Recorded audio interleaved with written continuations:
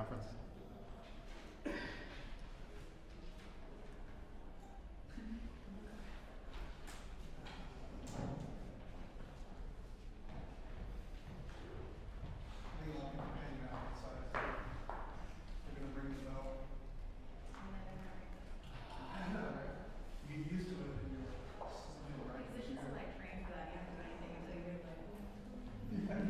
Conductor gives a downbeat. That's what we need. There's no conductors here, right?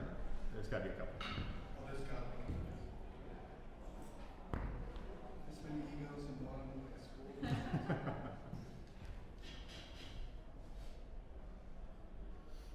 All right, I'll get started slowly, and then people can drift in.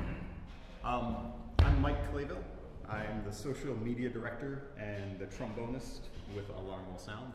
I'm going to talk about social media and how we use it and things I've learned by just practice. There's been a lot of talk in the last day that I've been here about practicum and learning to do things and whether or not it's good to teach it or if you have to do it through experience or how. And from my experience, it's been kind of a combination of both of those things. There's very little that I can learn strictly through experience. So it's been helpful for me to talk to other people and to read and to learn what I can and then put those things into practice and either fail or not fail, succeed. So hopefully I can give you some things that you can take away that I've learned and that you can use possibly. What I can give you really is like the unique experience of a person within the ensemble doing this job. You know, there are a lot of people out there who are professional social media directors. You can look at Taco Bell or NASA. You know, these people, these places have teams that work on social media nonstop. It is their professional job. And it's essentially what it is. It's a team of people. NASA has over 150 people working for them, managing their social media accounts. For us, as a contemporary chamber orchestra, we don't have the budget to hire many people. Hardly have the budget to hire me, really. And so I have to do what I can with the resources that I have. So 1 second I might be holding my trombone, and then Matt can attest the next second I'll have my phone out and I'll be taking a picture of him as he's playing, or I'll be taking a video of something. I'll be at home practicing long tones, and then a second later I'm editing video or trying to figure out what to post on to Facebook or Twitter or anywhere. And by the way, I've seen probably 50% of the people at this conference using some sort of social media, so I know y'all use it. So, make sure I'm covering everything I wanted to talk about. Oh, the other thing I wanted to say is that I do have a presentation, but I want us to feel really open, so if you have any questions at any point along the way, ask. If you have any comments, raise your hand, and we can start a discussion at any point. I don't want to feel like it's just on rails once we get going.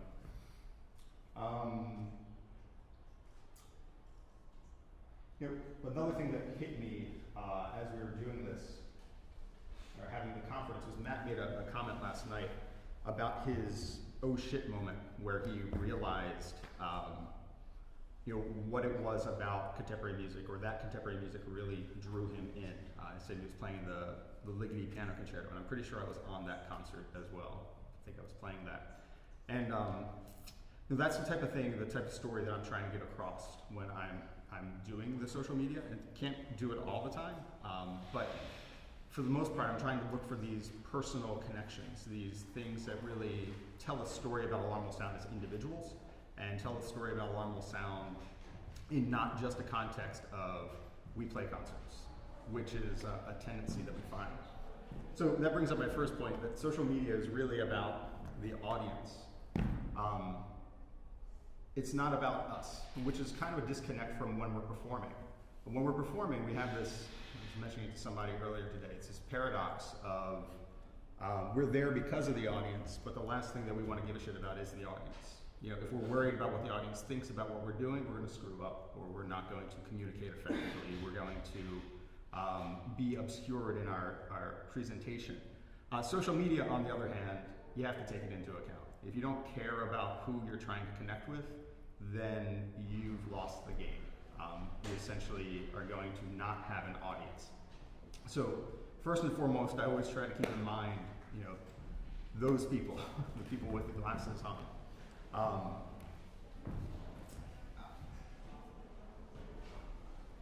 So now we've got a couple of people in here. I want to ask a few questions before we move on. Who here does use social media for personal reasons? 100%. Who uses it for professional reasons? 100%. Awesome.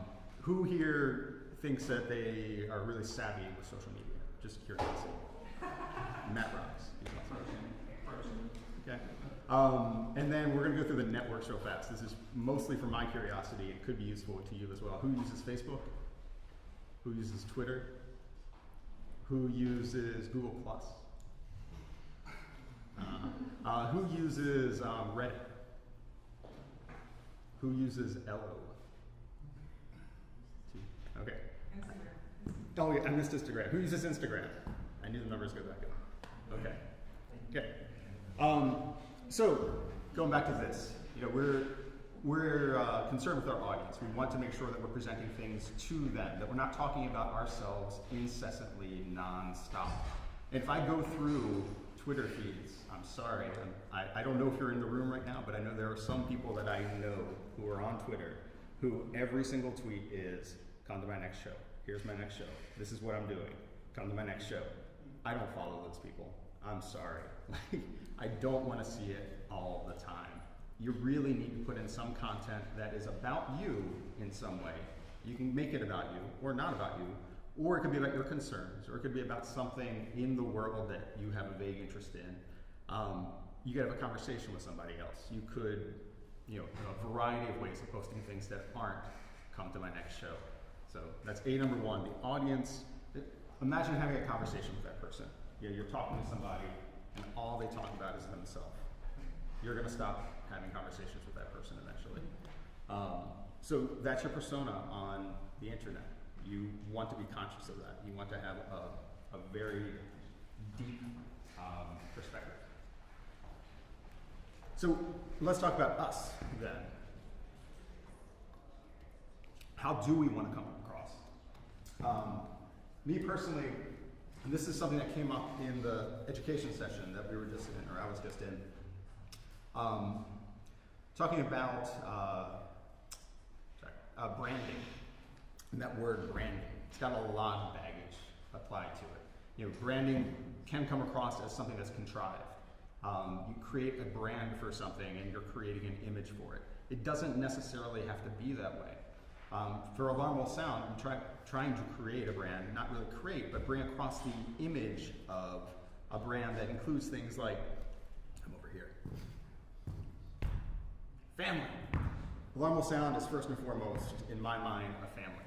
This is something that also came up in the education panel. Contemporary chamber music groups, I think, personally, I feel are successful many times because of the connection between the members. The people within the group care about the other people in the group. That's not to say that in a 100-piece symphony orchestra, people don't care about each other, but it's a 100-member ensemble. That's a lot of community. That's a lot of citizens to really connect with. And with a 20-member group, I can say that I've connected on a very deep, real level with all those people. So that's one of the things that I try to bring across.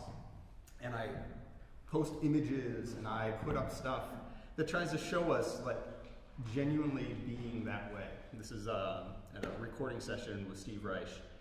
And I wasn't even part of this. I wasn't there for this recording.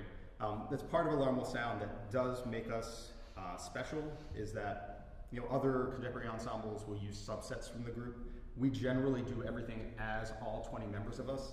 This is something we couldn't say no to, and it was a vote. We took a vote upon it, and we decided that we were going to have this performance or do this piece and do this commission without all of us being involved because we thought it was important. But you can see they're happy, like they love being together, and I like showing pictures like this because it shows us not just with an instrument in our hands or to our face, and it shows us just having fun and being happy together. I also like to show us as being multi-talented musicians, which is what we are. Not myself. I'm multi-talented maybe in other ways, but I'm pushed, and that's one thing I can say, is that I'm pushed to the limits of my ability, as is Nadia, who swears that she'll never play a keyboard instrument, but had to play the accordion for a performance. And so I try to show images like this as well. Things that show people within the group doing things other than what they do. Nadia's a violist. That's her primary instrument. It's what she does all the time. She hates playing anything with keys. And she had to do this at one point. Caleb is a vocalist and a violinist and a composer. Matt, French horn player, composer, vocalist. We have people within the group who do a lot of different things. So I try as often as I can to bring out that image, that part of our brand, when I'm hosting for us. We present unique concert experiences. Generally, Alarm Will Sound doesn't do one-off, back that up. Generally, Alarm Will Sound frequently does do one-off performances, but those one performance opportunities are really memorable experiences. We did a residency at the Met last year, and it was a unique thing. It's hard to replicate. We can't do a performance amongst the sculptures in the Engelhart Court ever again anywhere else. We can go back to the Met and do it, but it was a really unique experience. And so I try to bring that across as well. I try to show that when I have the opportunity. So sense of humor, Alarm Will Sound has a sense of humor. Matt does not. Everybody else is pretty funny though. And so I try to show that as well whenever I can. That's our managing director. Dressed as a moose. He won the Canadian competition last Can you year. explain the Canada Games? Yeah, so the Canada Games are something that we've done for the last 2 summers during band camp in Missouri. We get together for 2 weeks. We do a music festival the second week. The first week of it, we do rehearsals and brainstorming and lots of meetings and just work our butts off, but we take one night to just do everything Canada. So we do Canadian quizzes, we do Canadian races. We had some sort of curling last year, which involved skateboards and I think some bruises as well. Yeah, so anyway, Gavin won Canada Games. Show us being over genre. I don't have any images for this, but I generally try to do it with what I post, in the content I post. I try to share things from other spheres outside of classical music. So I think that's part of the Alarm Will Sound image, or the brand of it. And also a champion of music that reflects the contemporary world. It's a lot of words, but I keep that in mind as I'm posting things as well. Sound worlds that exist that are outside the norm. Things that are really reflecting what's happening today.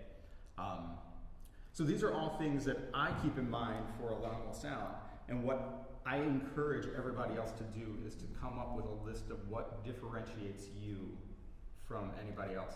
There's a question I was going to ask at the beginning, I forgot to. How many instrumentalists are in the room?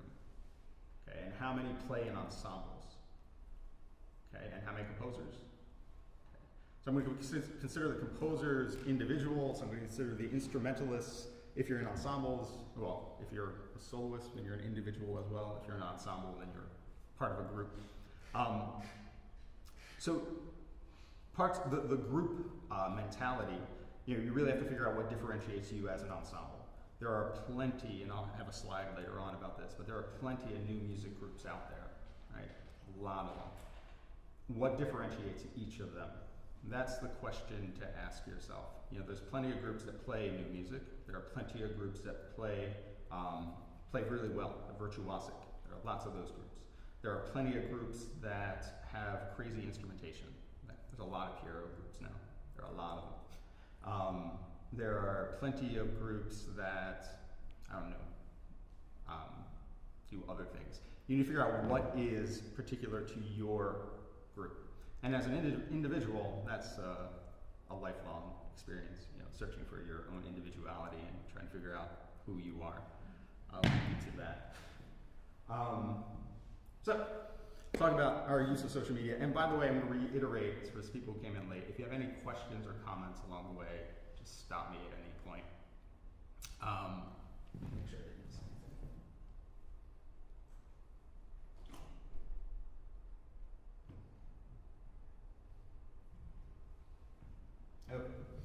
So we started on MySpace, and this is from the Internet Wayback Machine. Like, I don't have any real history of this. I think Matt may have started this page. That portal design is me, Yeah. This kind of looked like what it originally looked like. It might have been slightly better. It might have been all black in the background beyond the photo. I'm not sure. But with the limitations of MySpace, this is not bad, actually. And it was kind of a successful page. It got a lot of engagement. We had a lot of people commenting on the page. And at that point, there were a couple people who kind of administrated it. We had a few people, a few members from the group who would post things, and a few men, like, how many people actually remember the original MySpace? All right, cool. So there was a blog, there was a blog on MySpace, and we would put in things about upcoming performances, and then down below this, there's a comment section. The death of MySpace, in my mind, happened from the really bad UI, the interface, and then the fact that the comments became all spam. And at one point, you could just see that everything that posted up on our feed was spam, spam, spam, spam, spam. And at that point, nobody would come back. And the other problem with MySpace is that there was no real friend interaction. It just became a business marketplace. If you wanted to connect with friends, you go to Friendster, which doesn't exist anymore either. And if you wanted to advertise your band, you go to MySpace, and then you link the two together so people can meet you. So since then, we now have all this. We've got a Facebook page, Twitter page, Instagram page, we have Vine, we have Google+, we have SoundCloud, we have YouTube, we have LL. We also have a Snapchat account, we have a blog, we have a newsletter, and the website, onemoresound.com. This might be a bit overboard, but I'm not sure. The one thing that I not one thing, but one of the things I keep in mind is diversity and diversifying. Anybody ever see that Dave Chappelle skit with the Wu-Tang Clan, Wu-Tang Financial? Diversify your bonds, bitches. So you gotta diversify. And we've done that. We've definitely diversified. But Facebook owns Instagram now, so that's actually kind of quasi-diversification, but not everybody knows that. Twitter and Vine are connected. And we'll go through each of these individually in a second. But you can see it's a lot. It's a lot of stuff. It's a lot to take care of. So consider that as you endeavor into this or continue your path. With Alarm Will Sound, to me, it's not a full-time job. I don't get paid full-time for it, but it essentially takes up full-time energy. I'm thinking about it a lot. I felt bad this morning. As I was preparing for this, I didn't post anything this morning. I got some stuff in on Twitter, but I didn't put anything on Facebook. I didn't put anything anywhere else, and it kind of gets at me. It's like a day without content. And so it's a lot for one person to take on. But I think it's a better system than the way we had it before, where we had MySpace with a lot of administrators. Because you need some oversight, you need some unification to what you're doing on each of these pages. If we had a different person running each one, which we did initially, I started the Twitter page, but then somebody else took it over and was tweeting there. We didn't know what each other were doing, and so you need a lot of communication. You need to stay on top of the other person. I would keep my eye out and see what he tweeted, and then say, oh, is that good for what I'm doing over here? But communication is critical if you're going to separate the duties. If one person is doing it, recognize that you're putting a lot on one person. That's a lot of stuff to take care of. Because to make sure that I have stuff for each of these, I need to make content. And content, as y'all know, is king. Yeah, I like the animation. So it's a saying now, it's an adage, content is king. I had a conversation with Gavin last night about this. Gavin has issues with the word even content. And I understand where he's coming from, because content can actually minimize its importance. Content just says that I need something there. Regardless of what it is, I just need to put something up. And that's not the case. I don't want to put just something up at any point. I want it to have meaning. I want it to fit in with what we're doing. So I do my best to hunt and to try to find things that are important to continuing our brand. The next thing we need to do is present it. And each social network kind of has its own voice. you can't use the same language, the same style on each network. Hopefully, if you use more than one, you figure that out. But if I did the same stuff on Twitter that I did on Facebook, I would alienate a lot of people. People just don't want to see that much stuff on their Facebook feed. Twitter, on the other hand, people are a lot more resilient. They can skim by things quickly and they can not pay attention if they don't want to pay attention. So my plan was to continue to go through each network a bit, but before I do, I know questions are kind of a theme of this this conference, so we don't have enough time for them. So does anybody have any questions or comments? Yeah. I'm curious about, I mean, this ties into things you've just been saying about the balance, you know, how much content is necessary to create engagement and build relationships versus how much is too much? How do you know where that line is? You don't want to annoy the people following you, but you don't want to lose them either. Yeah. It's part of my presentation, so actually I'll go through it, I'll keep going, but that's a really good question because it's essentially what I'm going to answer right now. So I'll stick to my game plan then. So with Facebook, to answer your question, Facebook, I don't think people can really manage more than one thing a day. Facebook does its own job of throttling what you put into it. I don't know how much everybody knows about like the algorithm that Facebook uses, but Facebook doesn't show everybody everything. And they don't show it chronologically either. So if you go to your feed on Facebook, it's like, here's what we think is important. You're gonna look at this, you're gonna look at that. There is like a little bit of code you can put into the command line, the URL, to go chronologically. You can Google that, you can find it, if you wanna look at it that way. But for our purposes, for pages, ensembles with like business pages, I try to stick to just one thing a day at the most. Some days I'll skip a day just because it's not going to get as much push as possible, or it's not going to get as much reach as I would hope it to. And that comes back to the flaw in Facebook, the big glaring flaw in Facebook, which is that so many people are on it, and so many people follow and like so much stuff, and so many people have so many friends that there's too much information for anybody to deal with.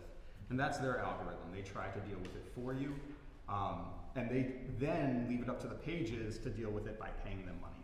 They say, you know, I think probably about a 10% reach with anything that I post. So for the amount of followers that we have, the likes that we have, it automatically will go to at most 10% of those people. If a lot of people like it and a lot of people start sharing it, then it might go a little viral and over to a larger crowd than that. But I've never seen, we've only had really one thing that I would say exploded, and that was the video of the Reich piece, the radio rewrite. And that comes to something else. So on Facebook, I just try to keep it to simple, one thing at a time. You might get to this later, but I'd love to hear your thoughts on like sponsoring and like paying for the extra reach. Yeah. So I have in the past. I have paid money to, as they put it now, boost posts. And from my perspective, it hasn't been worthwhile. It comes out of Alarm Will Sound's budget. Our budget is not one that has much leeway to begin with. So we don't really prioritize spending money on this. And for what I see as a return on the investment, I don't see it as being a big one or a worthwhile one. So I leave it up to the people to decide. I leave it up to the people to choose. I've also done promoted tweets, and it's kind of the same deal. Like I don't see much return on them. I could probably hone my practice a little bit with that. The one thing I'm really intrigued by, and that we're trying to jump through the loopholes for, is Google's not-for-profit funding. Google gives advertising money for not-for-profits. And for what it's worth, you end up in like that little strip at the top of your Gmail that says, hey, you searched something about alarms. And like, would you like Alarm Will Sound? Or, you know, something really, really just diagonally related to what you were doing. Or they saw you have an email from Matt Marks at alarmwillsound.com. They're like, hey, you might like Alarm Will Sound. Google, it's like $10,000 a month for advertising, so it's a significant amount. you have to go through the process of having your stuff verified and all this other stuff. But I'm interested in trying that out. That's the only one. I think Facebook should do something similar. I think that they should have a not-for-profit status where you can buy advertising every month. Anybody from Facebook here? No, I'm not. Okay. I'm Amy. I play clarinet. I live in San Francisco.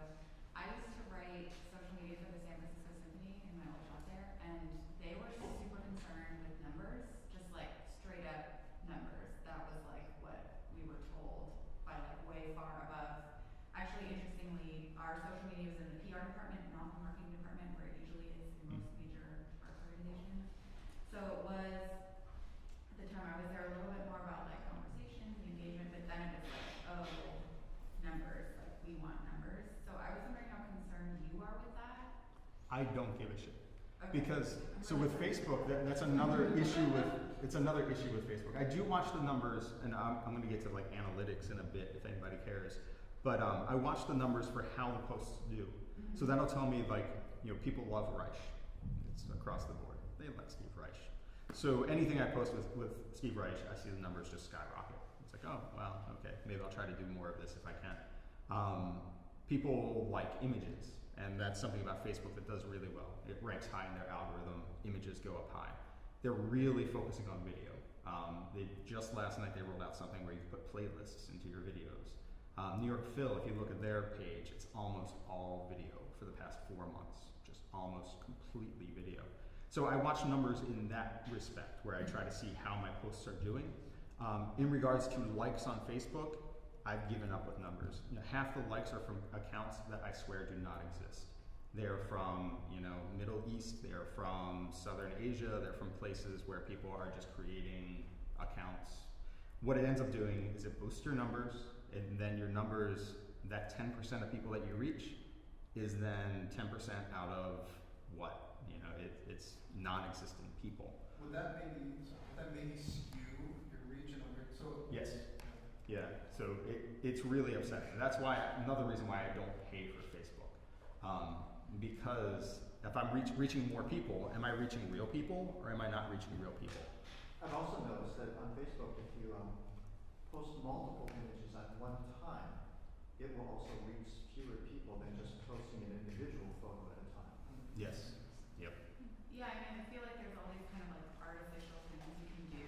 Like, you know, at the symphony it was like, oh, it's like 5 times more reach if you just do an image. So that's all we did for a while. It was just like all only images. And for me, I was like, well, that's super boring. You know, like I don't know, and I think that works for, you know, like Coca-Cola. Great, Coca-Cola gets like 1 million likes on whatever they post. But I guess I've always just felt that like with music, this is kind of our opportunity to like be a little more human. Yeah. Well, so what I do is I try. Oh crap! Let's go past that. So, all right. I think you can go backwards. Maybe. Oh, I have to go over here. Yeah. So I try to show things that are about a normal sound, that are kind of about music, but not really at all. This one's not. But it's an image, and it's something that shows us in all those respects in the branding idea. You know, we're not just musicians. We're a family. We get together. We do stupid, crazy things like this. So I try to use images in non-strict ways. Fact of the matter is that we can't get together and do this all the time, though. So a lot of the images do end up being Nadia playing viola or Matt playing horn. But the good thing about normal sound is that sometimes it's also Matt yelling into a megaphone or Nadia playing accordion or something crazy that is attention grabbing. Very true, though, that one-off images get better reach than galleries of images. Especially if you post something from Instagram and have that connected to your Facebook account, they're trying to promote Instagram. They'll send that over to Facebook, and that gets a pretty good reach as well. But it all comes down to this gaming the system idea. It's, you know, how do you work with the rules that they put in place to then extend your reach without paying for it? Which, again, I would say just give not-for-profits money and they get some tax deduction probably. And this is the other thing I've done, which I'm not so proud of, but we start making postcards like this. You know, I take an image or I take a picture of the band rehearsing before a concert, slap on some text and say, hey, we have a concert tomorrow night. You know, and it gets reach. It gets more reach than if I posted the link to the website to buy the tickets. That will get 100 people, honestly. Like if I sent a link to buy tickets to a concert, it would make it to 100 people. So this, however, they don't have the stats up there, made it to quite a few people. So, and then videos. So I try to put up natively hosted videos, and that's important as well. Upload your video to Facebook. If you care about getting any reach on Facebook, put it on Facebook. Links to YouTube do not get much reach. You have to put it natively onto Facebook because they don't like Google. So they're going to keep their walled garden and they're going to advertise within and they're going to try to keep you from leaving the site, essentially. So video on Facebook. And then Twitter. Twitter, on the other hand, is much more resilient, like I said, to posting a lot.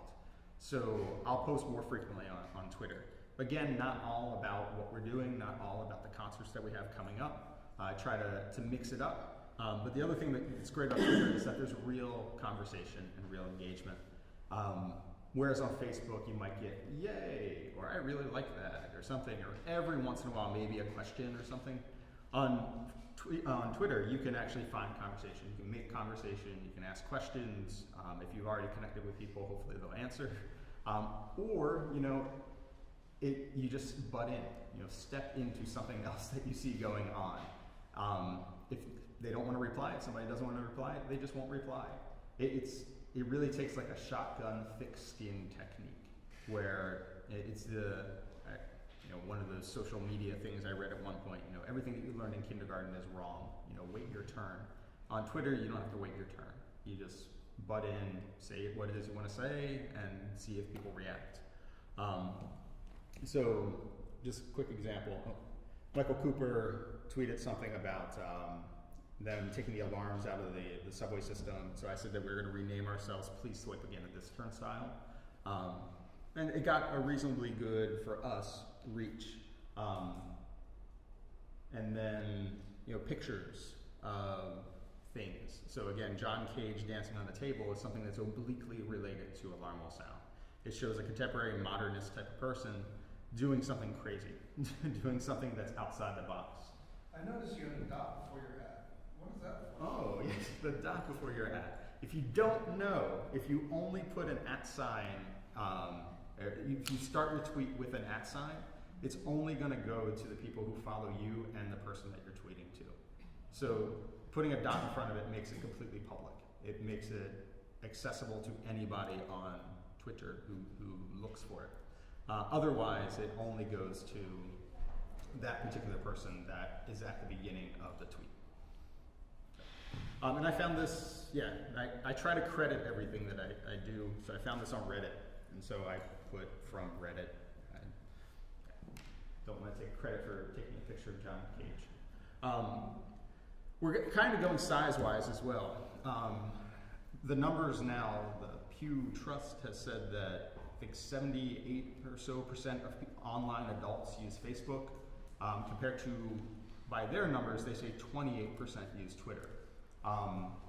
Admittedly, by them, that they think that they maybe screwed up their numbers a bit. They think the numbers for Twitter might be a little bit higher, but still, it's a large gap.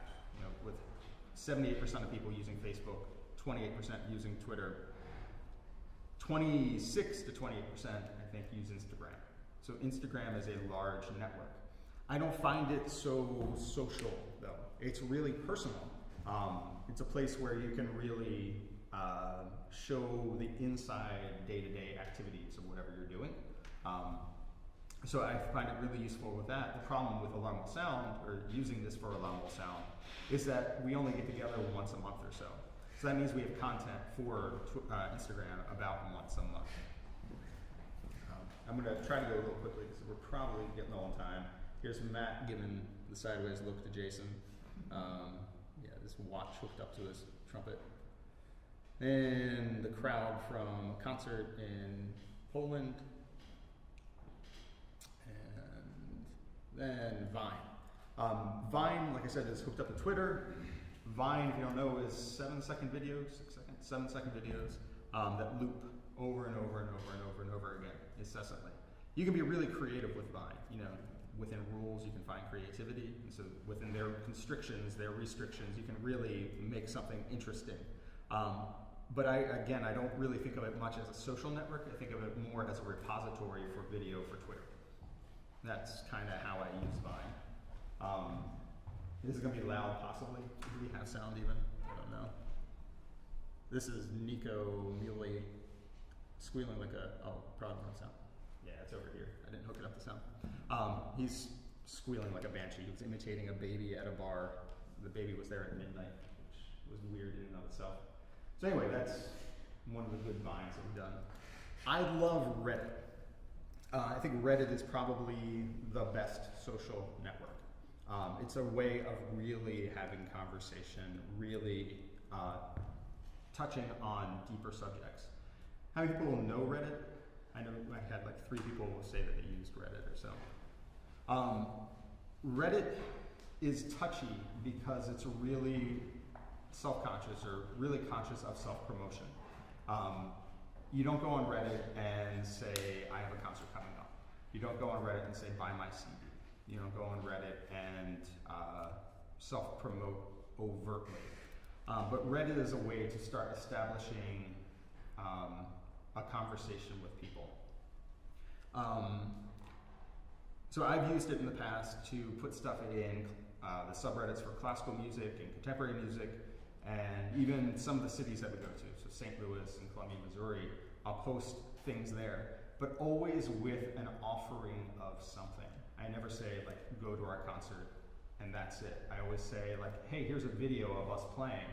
By the way, we have a concert in your town coming up. Maybe you'll want to come to it. Hey, we have a concert in your town. We're giving away free tickets. You can go to this website or listen to this radio station and get free tickets. Things that are conceived as being overtly self-promoting will just get downvoted or maybe even taken off. That's against Reddit policy. So I always try to have some skew to whatever it is I'm posting. The most successful thing that I've done on Reddit for us is I get to be a cow at Carnegie Hall. It's a post, it's a picture of a score that just says moo, moo. It's still 9th of all time on the classical music subreddit, which might say something about the classical music subreddit. But, you know, that's all I said. I get to be a cow at Carnegie Hall, and then it opens up conversation. People are explaining, you know, what is it I'll bite? You know, why are you imitating a cow at Carnegie Hall? So then I get to talk about the concert, and I get to talk about Alarm Will Sound, and I get to say, this is what we have coming up, this is who we are. And you find some people who know you, and they're like, oh, we like Alarm Will Sound, and so you actually have a conversation. And then I can follow those people on Reddit and see what they're up to, and just continue. But always balance this with, you know, just being a citizen of Reddit. So answering questions, and, you know, somebody asked about contemporary music, they're like, I like X, Y, and Z. I was like, well, why don't you listen to QRS and listen to all these other groups? And of course I threw in Alarm Will Sound, but I also threw in Wedding Ensemble and ICE and some other people, I think, some composers. So, Reddit. Google Plus is a ghost town. There's nobody there. Nobody. Did anybody raise their hands when I asked? Do you want to? Okay. Yeah, so one person from this room. I use Google Plus still, though, because I believe in its SEO, its search engine optimization potential. That is that if you are friends or in somebody else's circle and they end up searching something about whatever it is that you're a part of, it will become part of their search results. So there's potential with Google Plus. There's potential. I think it's going to die. It's going to go the way of MySpace eventually. That's my personal feeling. But there's potential. And it gets some views. So somehow it's doing something. So I'm watching the numbers on that. That's a typical post. I use Google Plus more as like a mini blog where I'll put in lots and lots of words. Because unlike Facebook that will cut off once you start writing lots of text, Google Plus will let you see most of the text that you write. So it's for people who have an attention span longer than image. They start to see more stuff. The other reason to use Google Plus, well, not really use Google Plus, but I consider it a tied-in product, is YouTube. YouTube, like Vine to me, is a repository. It's just a place to put things. I don't use it as much as a social network as much as I use it as a place to host video. And, or, you know, it is the place to host video in my mind, but there's also Vimeo. Yeah. Oh, shit. Okay. So I like YouTube over Vimeo because Vimeo costs money. Just put it like that. And also YouTube usually ends up higher in search results. So if somebody searches something, it's going to come up in their YouTube feed or their search results higher. There's the pluses to Vimeo with the video quality. So I'm going to kind of pause there and just say questions. Yeah. What's your opinion, since we're on YouTube, what's your opinion about videos that are native to the website versus videos that you have uploaded to YouTube and then have, posted in your own website? Like, Does that make sense? So like taking your YouTube video and embedding it into a website? Right, into your own website. Is that better than native videos using your website's like video player? Oh, yes. I would say yes. Anything that gets you into YouTube and just in search results. So you're saying like uploading it to a directory in your host somewhere and then embedding. Yeah, I would probably put it on YouTube myself. That's what we do with a lot of sound stuff. Just because it is in search results that way. And okay. yeah, so share. You can share. yeah, you can share. And so, second part of that, in terms of, longer videos, YouTube for you guys is the way to go, or do you use Vimeo or something else? I've only used Vimeo when required for grants. That's Sorry, it. When required for grants. We've had some grant applications that say that your video must be on Vimeo. So I've done it that way only for that. I use YouTube for everything else. I've talked to film people who really, really care about the high quality of the film prefer Vimeo. But if it's if it's like a concert or whatever, like something that's not super, you're not terribly worried about the compression rate, then I think YouTube is fine. Throw out there real quickly, the number one video that we have on YouTube has like 70,000 views or 80,000 views, and it's a concert of us playing at LPR like from 7 or 8 years ago. It's non-HD, it's really highly compressed, it's a strange aspect ratio back before I knew how to actually use video, and so it's like this square box within like their 13:9 or whatever it is aspect ratio, and it looks ugly. It looks really ugly, but it gets more views than anything else. Yeah. It appears there are good times to post on each particular format. Yeah, so Facebook I don't care. Facebook I post in the morning. I don't try to time anything with that. There's a website you can go to called Social Bro. Awful name, socialbro.com. If you have less than 5,000 followers on Twitter, it's a free account. If you have more than 5,000, you have to pay for it. But it will go through and you can make subsets out of your followers, or you can just do all of your followers all at once, and it will determine what's the best time to tweet for that group of people. So for us, it's 1 o'clock Eastern time. Don't ask me how, but it's 1 o'clock Eastern time. So I don't really abide to that for most of it. If there's something really like particular I want to post about, I'll use that 1 o'clock time and see if it gets any more reach than anything else. But generally, for Twitter, I just post most anything, most any time. Have you noticed a difference? I have, yeah. Yeah, just a slight difference, but it's a little bit of a difference. Is that bro or pro? B or B? B, bro. Yeah. Like, what's a bra? Yeah. Another question? Sorry. Yeah. How do you find without using ads? Because I do media consulting and marketing for some local nonprofits, which also have pretty limited budgets, and social media ads are usually not part of that. When you find that your outreach kind of plateaus, or your followers, or the amount of likes you're getting, do you have any ways of kind of pushing it over without spending too much money? Yeah, so this was going to be like kind of the crux of everything that I do. You're missing all my condiments as well. I compared music to condiments. I was very proud of that. But the crux of the things here are that you're getting at is that I find that when I start following other people, I start to get more following. So I make it a point to every day try to find 3 new people, and follow 3 new people a day. And I would suggest that to everybody in the room, is that you look for other people who might be interested in what you're doing, or you're interested in what they're doing. that's important as well. And you know, through Twitter, you know, I'm speaking mostly from a Twitter mindset because I think that's really where most of our conversation happens. Again, with Facebook, number-wise on that, I just let it happen. You know, through the content alone, I'll see numbers raise. So posting things about new music gathering, and Gavin's now at the CMA conference, I've seen numbers go up in the past 2 days because people here are like, oh, Alumni Sound exists, let's like them on Facebook. People at CMA doing the same thing. With Twitter, however, I find that I can have a real impact by going out and finding other people. And by liking other people or following other people, then they say, oh, hey, Alumni Sound, we follow them. Is that time? One more question. Hi. Hi. I was wondering if you can be totally obscure and have these things help you, or do you need to already have somewhat of a following for it to really do the trick? These things, I think these things are applicable no matter how many people you have following you.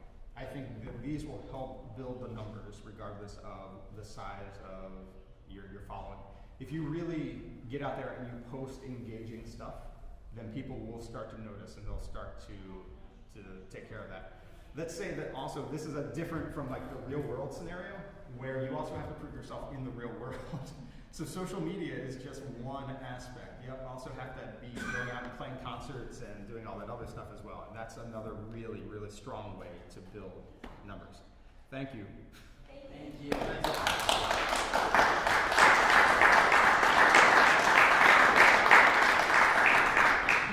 We encourage you guys to stick around. There's a concert